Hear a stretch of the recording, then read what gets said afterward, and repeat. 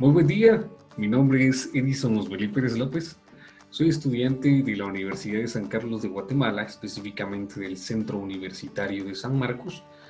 Actualmente curso el quinto año de la carrera de médico y cirujano.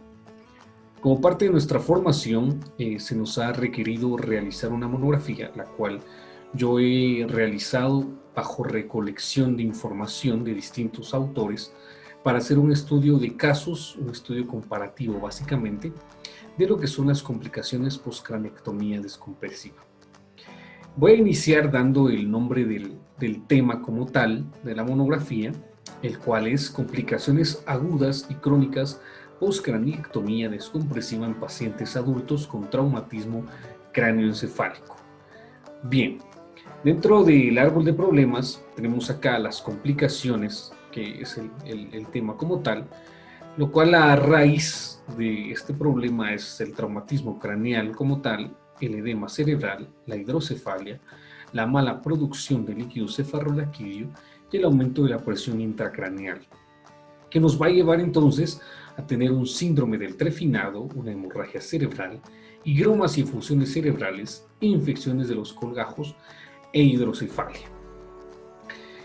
Es importante recalcar de que este video no se va a basar tanto en la explicación de anatomía y fisiología craneal o propiamente dicho de los mecanismos del trauma craneoencefálico, sino que básicamente en los datos obtenidos o en los resultados obtenidos de las distintas comparaciones de los autores para llegar a las conclusiones de identificar cuáles son las principales complicaciones. Aunque no está de más dar unas definiciones para entrar bien en materia. Pero previo a eso vamos a ver cuáles son los objetivos tanto general como específico. El objetivo general es analizar las características clínicas, complicaciones y factores asociados al pronóstico de pacientes adultos que son sometidos a craniectomía descompresiva, posterior a un traumatismo craneoencefálico, permitiendo identificar el mecanismo del traumatismo y las indicaciones para poder realizar la cirugía craneal. Dentro de los objetivos específicos tenemos describir los mecanismos por los cuales se producen los traumatismos craneoencefálicos, determinar cuáles son las indicaciones médicas y o por imágenes para poder realizar la craniectomía descompresiva, identificar las principales complicaciones que pudieran sufrir los pacientes que son sometidos a craniectomía descompresiva y describir cuál es el pronóstico de los pacientes adultos que son sometidos a craniectomía descompresiva posterior a traumatismo craneal. Bien, dentro del cuerpo de la monografía se tocan tres partes muy importantes. La primera son las nociones anatómicas, la segunda es el traumatismo craneoencefálico como tal, y la tercera es la craniectomía y lo que incluye la craniectomía descompresiva. Dentro de las nociones anatómicas, dentro del trabajo escrito, pues se describe cuáles las nociones anatómicas del cráneo, del encéfalo, de la circulación general, del líquido cefalorraquídeo y la neurofisiología. ¿Por qué se menciona como tal? Porque como la investigación va orientada a craniectomía descompresiva por trauma cráneoencefálico, es importante describir las estructuras que en ellas se engloban, debido a que las causas comunes son los hematomas, tanto epidural, subdural o las hemorragias intraparenquimatosas que habitualmente se dan por rupturas de las arterias meningia medias o por las arterias comunicantes. Es por eso entonces que se da esta noción anatómica dentro del trabajo escrito. Como parte del trauma craneoencefálico se describe la fisiopatología, los mecanismos de producción, que básicamente son dos, el directo y el indirecto, y el más común en el 90% de las personas que sufren esta patología es por colisión, ¿de acuerdo? La clasificación que se va a basar dependiendo de diversas escalas y sintomatología clínica, por supuesto, las fracturas craneales, que son importantes también, y la hipertensión intracraneal, que básicamente es lo que va a influir en esta investigación de por qué se hace la craneectomía.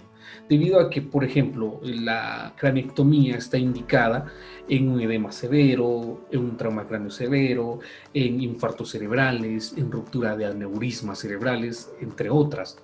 Pero en este caso nos enfocamos precisamente en los traumas craneoencefálicos. Como última parte, la craneectomía descompresiva como tal, que son las indicaciones que ya las he mencionado previamente. Las técnicas quirúrgicas que se emplean es que son dos básicamente: la bifrontal, que como su nombre lo dice es la parte frontal de ambos lados de la calvaria, y la otra es la frontotemporoparieto-occipital, que es básicamente el lado completo de la calvaria, pero solamente de un lado, unilateral. Las complicaciones, que es la parte esencial de la investigación, y el pronóstico de los pacientes. Para ayudarnos con la clasificación del trauma, tenemos como punto o eje principal la escala de Coma de Glasgow. Esta nos dice que es indispensable para valorar el grado de gravedad y o severidad del traumatismo. Debe valorarse desde el primer contacto con el paciente.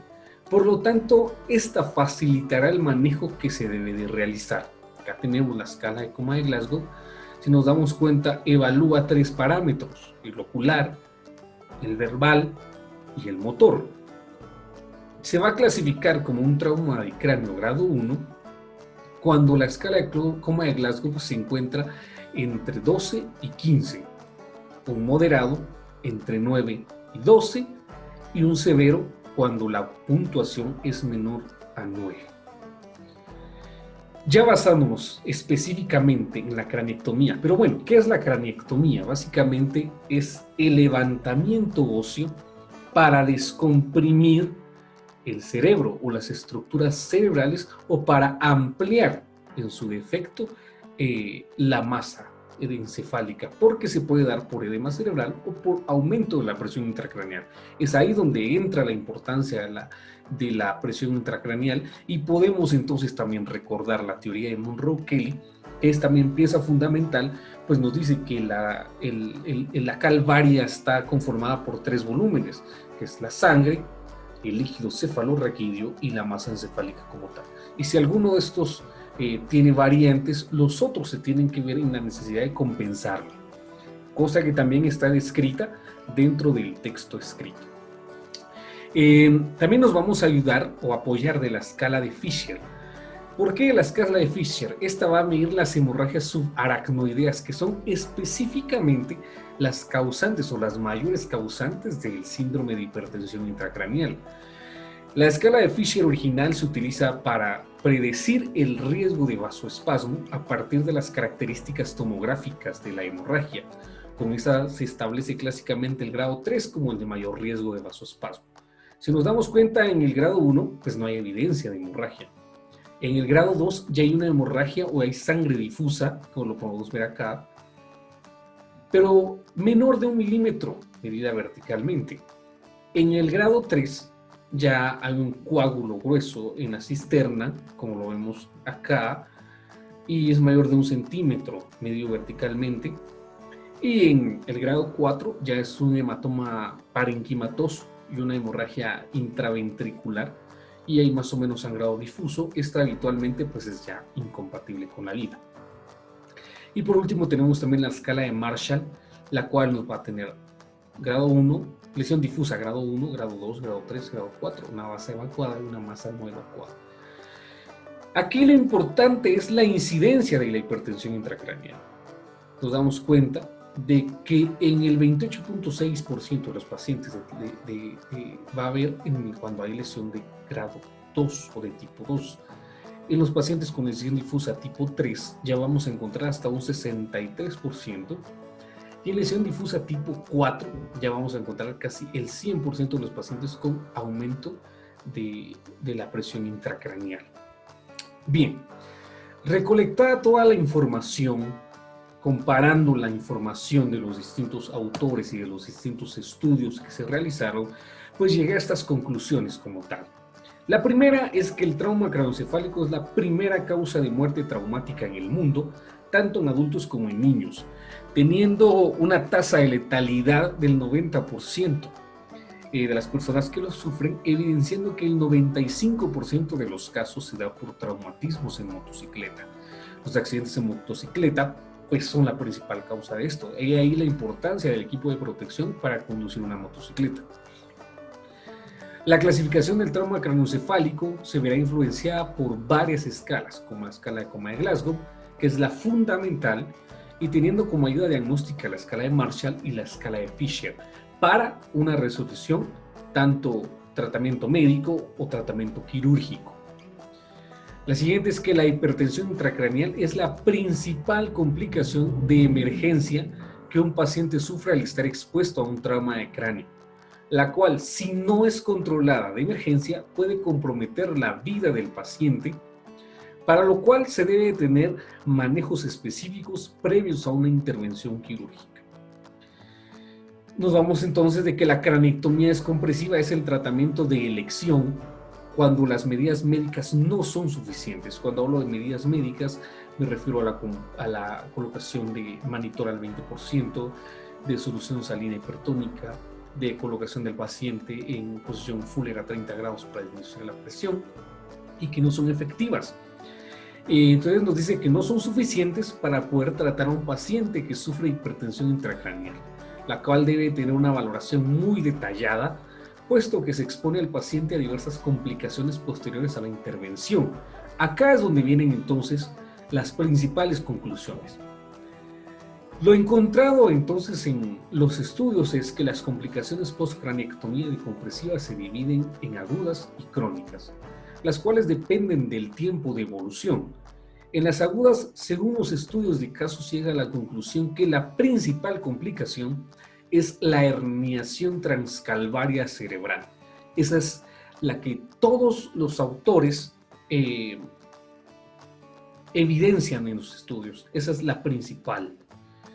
Seguida, bueno, cabe destacar también que el pronóstico de esta complicación es casi incompatible con la vida. Los pacientes son de pronóstico reservado y es muy difícil que un paciente pueda sobrevivir a una herniación transcalvaria. También tenemos el aumento de las áreas de contusión. En lugar de disminuir las áreas de contusión, hay aumento de las áreas de contusión.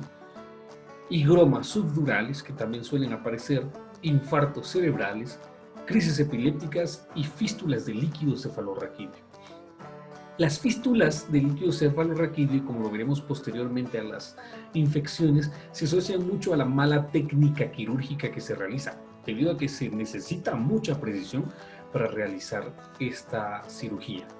Y por último, las complicaciones crónicas post-craneectomía descompresiva que se observaron con regularidad son la hidrocefalia, que dicho sea de paso, todos los autores consultados la consideran como una complicación crónica, seguida de la infección del sitio quirúrgico y o colgajo óseo, juntamente con el síndrome del trefinado y con menor frecuencia la aparición de infecciones intracraneales. La hidrocefalia, bueno, una de las complicaciones para craneectomía descompresiva es hidrocefalia, pero también una de las complicaciones crónicas es hidrocefalia también. Puede ocurrir por una ventriculomegalia que sucede eventualmente y que suele aparecer 1 mes a 2 meses posterior a la craneectomía descompresiva.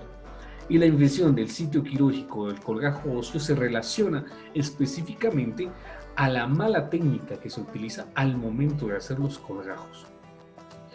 Bien, dentro de las recomendaciones que yo pude encontrar, o bueno, que yo puedo dar con base a esta monografía, es que es indispensable aprender de manera adecuada el manejo prehospitalario de un paciente que sufre trauma craneoencefálico, puesto que este manejo puede garantizar la recuperación adecuada o no de un paciente comprometido. Es importantísimo que se sepan los manejos previos a llegar al hospital, porque a veces pueden estabilizar a los pacientes y favorecer o tener un mejor pronóstico para ellos. La siguiente es que el aprendizaje de las diferentes escalas para clasificación y manejo de los pacientes garantizará el adecuado manejo médico y o quirúrgico de los pacientes que ingresen a un centro asistencial posterior a un trauma de cráneo. La siguiente es que se recomienda realizar todas las medidas médicas para el manejo de la presión intracraneal, ya que el tratamiento quirúrgico con craneectomía descompresiva puede exponer al paciente a diversos efectos secundarios que pueden comprometer la vida. ¿Por qué? Porque las complicaciones agudas, como lo mencioné previamente, específicamente la herniación, pues es incompatible con la vida. Entonces es necesario tener un buen manejo médico para no llegar a un manejo quirúrgico. Si definitivamente no se puede, pues no hay de otra de que sí se tiene que realizar el manejo quirúrgico. La realización de la craneectomía descompresiva debe de quedar en manos de un cirujano especialista en el ramo de la neurocirugía, pues las malas técnicas quirúrgicas pueden favorecer la posterior aparición de complicaciones quirúrgicas, como lo vimos previamente en las conclusiones. Es importante que se tenga el conocimiento sobre las complicaciones que un paciente podría sufrir posterior a una craneectomía descompresiva para saber cómo actuar inmediatamente y garantizarle un buen pronóstico al paciente a la medida de lo posible. Y por último, pues se recomienda continuar con las investigaciones relacionadas al tema, debido a que hay muchas otras patologías que aún se desconocen si son complicaciones o consecuencias. Porque una complicación se conoce como algo que no está previsto y una consecuencia como algo que va a suceder. Entonces a veces se desconoce si son complicaciones o son consecuencias de la realización de la craneectomía descompresiva. Básicamente, de eso se trata el video, de dar a conocer pues las conclusiones de todo el tema que se investigó y de la recolección de datos de los diferentes autores. Entonces, acá presento algunas de las bibliografías. En el texto escrito están todas las bibliografías, incluso todas las recomendaciones y todas las conclusiones a las que se llegaron. Traté de incluir solo las más importantes para ahorrar un poco de tiempo y no hacer este video tan tedioso. Entonces acá expongo las bibliografías que utilicé, algunas de las bibliografías que utilicé, y pues agradezco mucho la atención y espero haya dejado en claro las conclusiones a las que llegué y este estudio sirva para realizar muchos más o algunos para mejorar este. Así que muchas gracias y buen día.